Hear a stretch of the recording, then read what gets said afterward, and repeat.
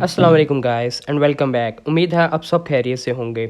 आज हम जिस गाड़ी का रिव्यू करने जा रहे हैं वो है दहाइट्सु मूव 2013 मॉडल और 2014 की इंपोर्ट और रजिस्टर्ड। ये दहाइट्सु मूव की 5th जनरेशन है जो कि 2010 में जापान में लॉन्च की गई थी और 2014 तक यही जनरेशन कंटिन्यू हुई थी। 2013 में इसकी माइनर फेसलिफ्ट आया था जिसकी वजह से इसकी फ्रंट और बैक लाइट्स चेंज कर दी गई थी और छोटी मोटी चीज़ें चेंज कर दी गई थी। 2015 में इसकी 6th जनरेशन लॉन्च कर दी गई थी।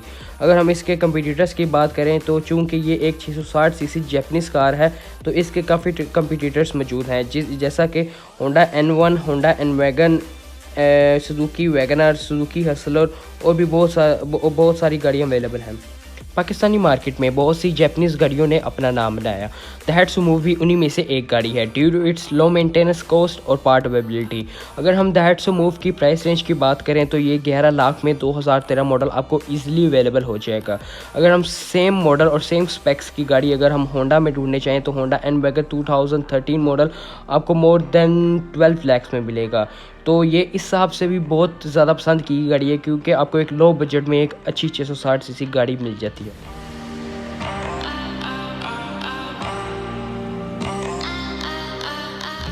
अगर हम फ्रंट पे देखें तो आपको हैलोजन हेडलैम्प्स मिलते हैं with parking and indicator light in a single shell. उससे आगे आप देखें तो आपको क्रोम की गार्निशिंग मिलती है और सेंटर में आपको दहाइट्सु का लोगो मिल जाता है। ये इसके फ्रंट की कंप्लीट लुक है। इस वाले वेरिएंट में आपको फॉग लैंप्स की जगह नहीं मिलती। अगर हम साइड पे आकर देखें तो आपको 14 इंच के एल्यूमिनियम अलॉय व्हील्स मिल जाते हैं विद इंपोर्टेड टायर्स। इसमें आपको साइड मिरर बॉडी कलर मिलते हैं और जो कि डोर हैंडल्स हैं वो आपको सिल्वर पेंटेड में मिलते हैं जो कि गाड़ी की साइड लुक को काफ़ी इन्हेंस करते हैं। इसमें आपको कंपनी फिटेड सन वाइजर्स भी मिल जाते हैं।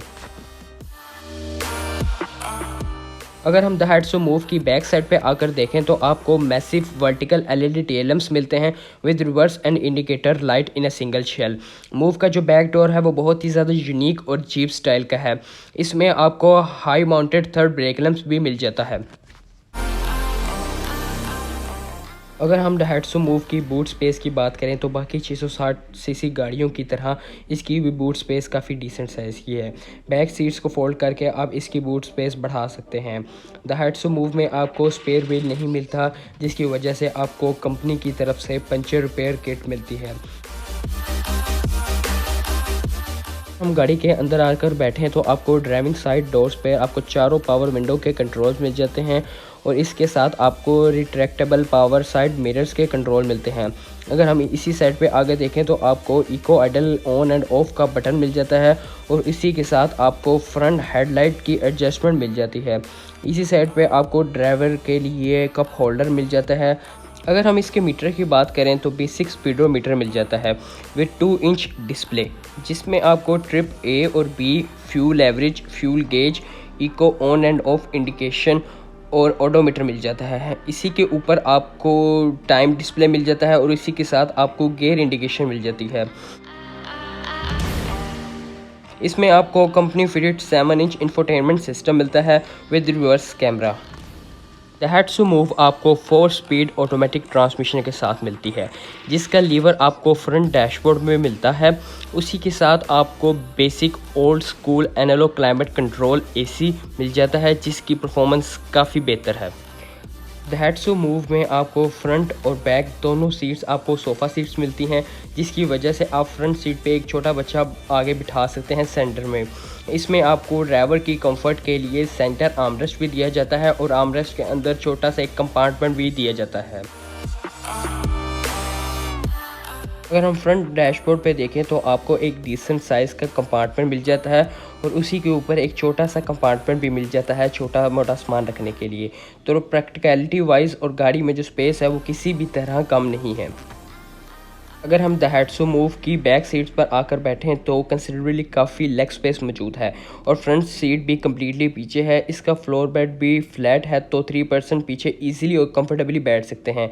बैक पैसेंजर्स के लिए इसमें आपको 2 हेडरेस्ट भी दिए जाते हैं जो कि लॉन्ग जर्नी के लिए काफ़ी हेल्पफुल साबित होते हैं जो पैसेंजर बैक सीट्स पर बैठते हैं। बैक डोर पे आपको पावर विंडो के कंट्रोल और उसी के ऊपर आपको डोर ओपनर भी मिल जाता है। हैट्सो मूव में सेफ्टी के लिए आपको 2 एयरबैग्स मिल जाते हैं, ड्राइवर के लिए और फ्रंट पैसेंजर के लिए।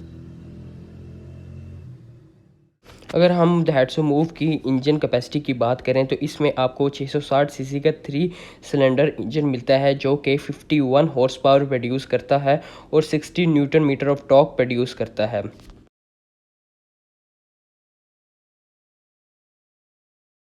अगर हम दहैट्सो मूव की परफॉर्मेंस की बात करें तो बाकी 660 सीसी गाड़ियों की तरह इसकी एक डिसेंट परफॉर्मेंस है। बेसिकली 660 सीसी गाड़ियों की परफॉर्मेंस के लिए नहीं बनाई जाती, इनका जो मेन मकसद होता है वो फ्यूल इकॉनमी होता है। अगर हम इसकी फ्यूल इकॉनमी की बात करें तो ये आपको ईजिली सिटी में एसी के साथ 14-15 दे देती है और लॉन्ग रूट पे आपको 18 से 19 दे देती है। अगर हम इसकी एसी की परफॉर्मेंस की बात करें तो वो बुरा नहीं है, लेकिन इको आइडल होने की वजह से गाड़ी जब रुकती है तो इसका इंजन बंद हो जाता है जिसकी वजह से एसी की परफॉर्मेंस लैग करती है। Overall it's a good car in 11 lakh budget, मतलब कि एक थोड़े बजट में 660 छोटी 660 सीसी गाड़ी मिल जाती है जिसकी मेंटेनेंस भी इतनी खास नहीं है। उम्मीद है आपको मेरा दहैट्सो मूव 2013 मॉडल का रिव्यू पसंद आया होगा।